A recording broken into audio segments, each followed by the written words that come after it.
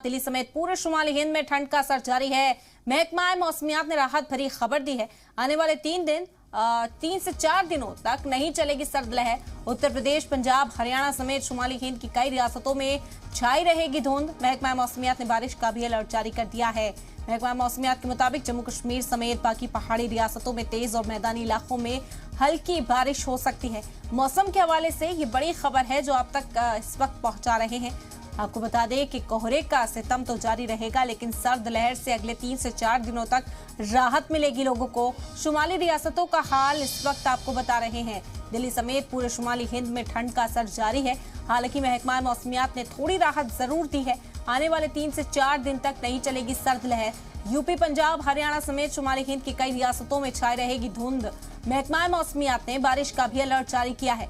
महकमा मौसमियात के मुताबिक जम्मू कश्मीर समेत बाकी पहाड़ी रियासतों में तेज और मैदानी इलाकों में हल्की बारिश हो सकती है। यह अहम खबर है। मौसम के हवाले से बता दें कि बारिश की पेशीनगोई अब कर दी गई है और इम्कान यही जाहिर किए जा रहे हैं कि अब बारिश हो सकती है।